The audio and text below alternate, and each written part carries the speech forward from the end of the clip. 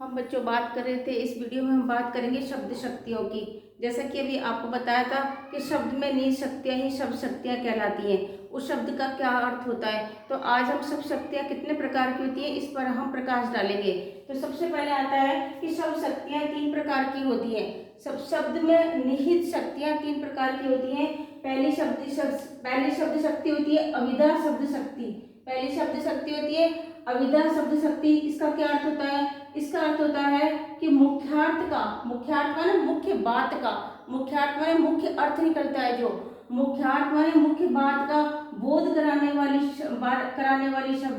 शक्ति अविदा शब्द शक्ति होती है। मुख्यार्थ का बोध कराने वाली शक्ति अविदा शब्द शक्ति होती है।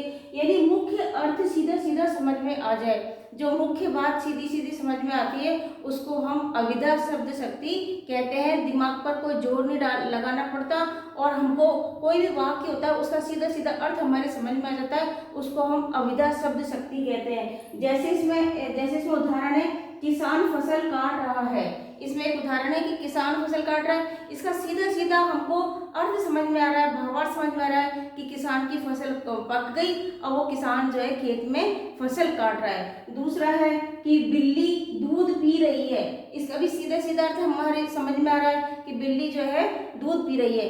तो जिन वाक्यों का सीधा सीधा अर्थ समझ में आता है उसको हम अविदा शब्द शक्ति कहते हैं। दिमाग पर हमको कोई जोर नहीं लगाना पड़ता, कोई दूसरा अर्थ समझना नहीं पड़ता, उसका इस वाक्य का भाव जो है सीधे सीधे समझ में आ रहा है कि बिल्ली दूध पी रही है, किसान फसल काट रहा है, किसान की फसल पक गई वो काट रहा है और बिल्ली जो है आराम से दूध पी रही है। तो इसको हम कहते हैं अविदा शब्द शक्ति। अब दूसरी शब्द शक्ति होती है वो होती है लक्षणा शब्द शक्ति।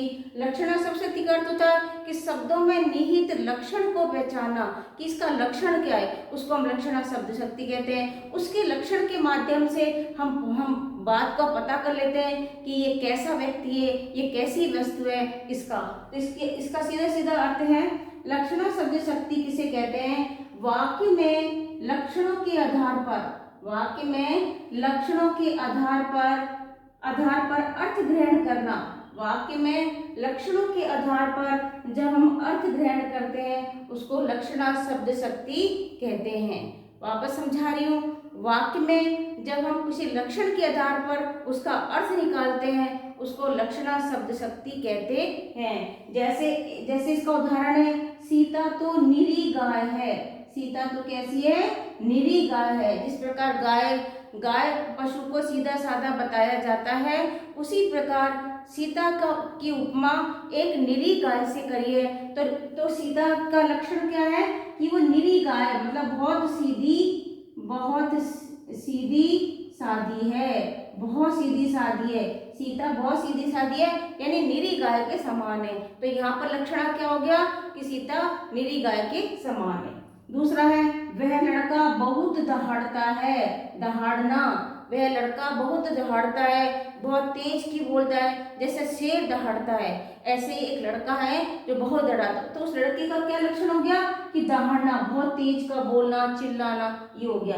तो ये हो गई लक्षणा शब्द शक्ति। अब तीसरी आती है व्यंजना शब्द शक्ति। व्यंजना शब्द शक्ति का अर्थ होता है कि काव्य में जब कोई वाक्य होता है, काव्य के अंदर जो कोई वाक्य होता है उसका सीधा सीधा अर्थ भी नहीं होता, लक्षण भी नहीं होता, उसका कोई दूसरा ही अर्थ, विलक्षण अर्थ निकलता है, उसको हम व्यंजना शब्द शक्ति कहते हैं। यानी दिमाग पर जोर डाल करके और हमको उसका अर्थ अपने आप को अनुभव करना होता है, उसका भाव अनुभव करना होता है, उसको व्यंजना शब्द शक्ति कहते हैं। जैसे कि मान लो यह कुमार बोला बेटी बादल हो गए। कुमार बोला बेटी बादल हो गए। अब इसका अर्थ क्या है? इसका अर्थ अपने दिमाग से लगाना पड़ेगा कि चलो बादल हो गए, अब बरसात आने वाली है, कपड़े बाहर सूख रहे हैं, बाहर से कपड़े उठा लाओ। और कुम्हार बोला कि मट्टी के जो बर्तन है उनको उठा लो। इस तरह से अर्थ निकालना पड़ा कि भाई बादल हो गए तो इससे हम संबंधित क्या क्या काम हो सकते हैं। अब दूसरा है उसने कहा संध्या हो गई। उसने कहा संध्या हो गई। इसका अर्थ होता है कि भाई संध्या हो गई। उसने कहा यानी किसी ने कहा, मम्मी ने कहा, किसी ने कहा कि संध्या हो गई। इसका मतलब है कि शाम हो चुकी है, अब हमको शाम को क्या क्या काम करने होते हैं वो काम हम करें। जैसे बच्चे पढ़ाई करते हैं, माता पिता दिया बत्ती करते हैं, प्रार्थना करते हैं, मम्मी खाना बनाती है।